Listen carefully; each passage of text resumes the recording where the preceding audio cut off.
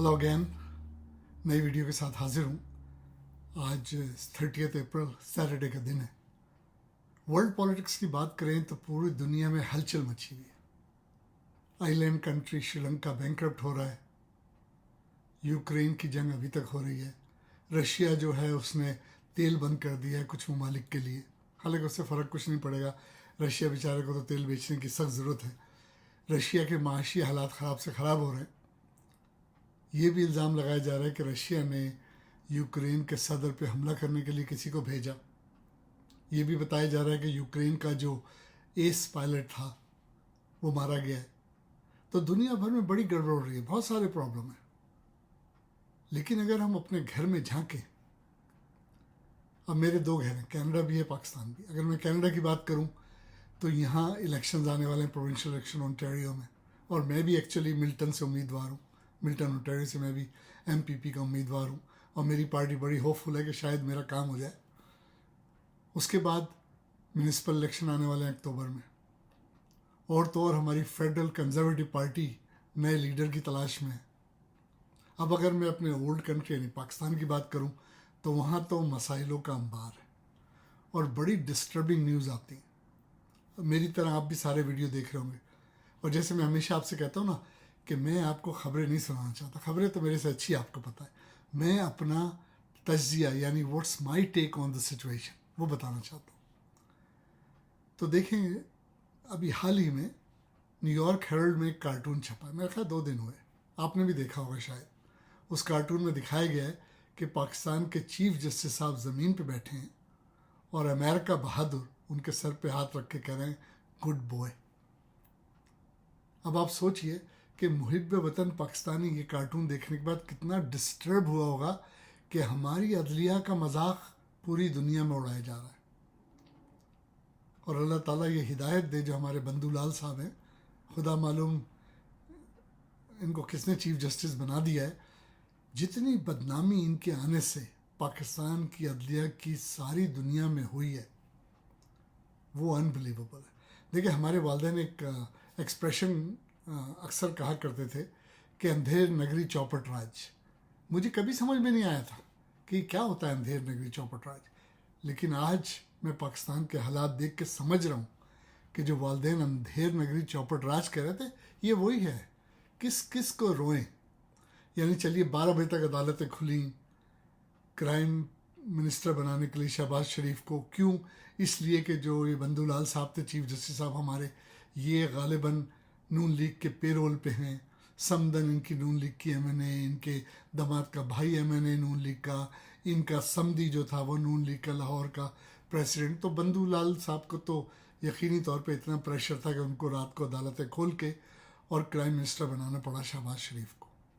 अब देखिए पाकिस्तान की बदकिस्मती, कितनी बदकिस्मती कि जो आदमी ये कहता है कि हम भिखारी हैं वो पाकिस्तान का क्राइम मिनिस्टर है, जिस पे फर्द जुर्म आयद होनी है यानी मुजरिम साबित हो गया है, वो पाकिस्तान का प्राइम मिनिस्टर है शहबाज शरीफ। जो आदमी ये कहता है कि पाकिस्तान खपे या ना खपे, यानी चाहिए कि नहीं चाहिए पाकिस्तान, यानी आसिफ अली जरदारी, वो इस वक्त सबसे बेहतर पोजीशन में और ऐन मुमकिन है कि वो सदर बन जाए पाकिस्तान का।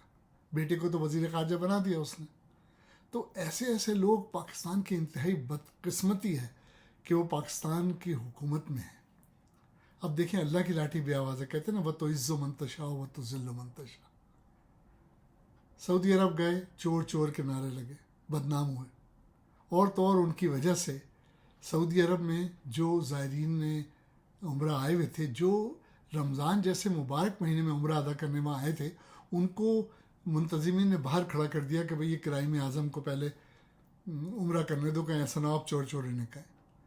अब ये एक हमारा पाकिस्तान का सरबराह जो जाता है तो पाकिस्तानियों को रोक दिया जाता है उम्रा करने से, और एक वो सरबराह था जो जाता है तो उसको शहज़ादा और बादशाह कहते हैं कि बोलो क्या मांगते हो, तो वो बेचारा कहता है कि मेरे जो कैदी तुमने पकड़े हुए उनको छोड़ दो। ये फ़र्क होता है एक मुहिब्ब वतन सरबराह मुमलिकत में और एक ये क्राइम आज़म टाइप के लोगों में। किस कदर अफसोस की बात है कि पाकिस्तान में अदलिया तो अदलिया, फ़ौज बदनाम हो गई है। यानी ये शख्स बाजवा जो हाथ पर اور منتیں کر کے اپنی ایکسٹینشن لیا عمران خان سے. اس نے فوج میں ہی رفٹ پیدا کر دیا, فوج کو ڈیوائڈ کر دیا. ایک ہی تو ایک عدالت ہے جس سے عوام محبت کرتے تھے اور فخر کرتے تھے, اس کو بھی ڈیوائڈ کر دیا. فوج کے اندر بھی رفٹ ہو گیا ہے اور ڈفرینسز آ گئے. اب جو نیا چیف آنے والا ہے نومبر میں, اس میں بھی اختلافات ہو رہے ہیں کہ باجوہ کا سلیکٹڈ آدمی نہیں لینا چاہتی فوج کسی اور کو لانا چاہتی ہے. کرائم اعظم اپنا آدمی لگانا چاہتے ہیں کہ خدا معلوم کیا ہو آئندہ الیکشن میں, شاید فوج کی مدد کی ضرورت پڑ جائے. دوسری طرف آپ دیکھیں کہ وہ حمزہ جو 21 دن سے وزیر اعلیٰ نہیں بن سکا تھا, کوئی اس سے ہیلپ نہیں لے رہا تھا. کتنی بدقسمتی کی بات ہے, کوئی ہیلپ نہیں لے رہا ہے, کیونکہ وہ جوڑ توڑ کر کے وزیر اعلیٰ بنا نا. سارے اس نے منرف ارکان توڑے پی ٹی آئی کے, جہانگیر ترین کے 20 لوگ توڑے, علیم خان کے لوگ توڑے, پیپلز پارٹی کے لوگ توڑے, رشوتیں دے کے پتہ نہیں کس طرح کر کے وہ اس نے ووٹ پورے کیے وزیر اعلیٰ بننے کے لیے. لیکن اس کا حل کوئی نہیں لے رہا تھا. پہلے صدر سے درخواست کی گئی, گورنر سے درخواست کی گئی, جب کچھ نہیں ہوا تو پھر عدالت نے نون لیگ کا ساتھ دیا ہمیشہ کی طرح. 9 بجے رات کو عدالت بیٹھی اور فیصلہ ہوا کہ جی وہ نون لیگ کا جو قومی اسمبلی کا اسپیکر ہے وہ حلف لے گا. اب پاکستان میں آج تک وزارت اعلیٰ کے لیے قومی اسمبلی کے اسپیکر نے کبھی حلف نہیں لیا. یہ کیا ہو رہا ہے؟ عدالتیں مذاق بن گئی ہیں نا. اچھا وہی عدالت جو 9 بجے کھل گئی تھی حمزہ کے لیے, جب پی ٹی آئی والے اپنی درخواست لے کر گئے تو انہوں نے کہا جی عدالت بند ہو گئی, اب 11:30 بجے سنیں, کل سنیں. تو یہ عدالتیں نون لیگ کے لیے ڈیفرنٹ ہیں اور دوسری پارٹیوں کے لیے ڈیفرنٹ ہیں. خیر وہ والی بات ہے, وہ تو عز و منتشا وہ تو ظلم منتشا. دیکھیں عمران خان پہ آخری دنوں میں لوگ مہنگائی کا شور کر کے اور پتہ نہیں کیا کیا فتوے لگا کے اس غریب کو پریشان کر رہے تھے, یعنی بس اس کی شہرت میں کمی آ گئی تھی. اب دیکھیں ان سب باتوں کی وجہ سے سازش کے تو اس کو اتارا گیا, یا ان سب باتوں کی وجہ سے اس کی شہرت عروج پہ پہنچ گئی ہے. آج الیکشن ہو جائیں تو وہ 2/3 میجورٹی سے گارنٹیڈ ون کرے گی پی ٹی آئی, اور جس کو وہ ٹکٹ دے گی وہ بھی جیتے گا. اب دیکھیں مجھے غالب کی ایک بات یاد آ رہی ہے. غالب کہا کرتے تھے کہ جب کسی شاعر کی غزلیں کوٹھے پہ گائی جائیں تو سمجھ لو وہ شاعر بڑا مشہور شاعر ہو گیا.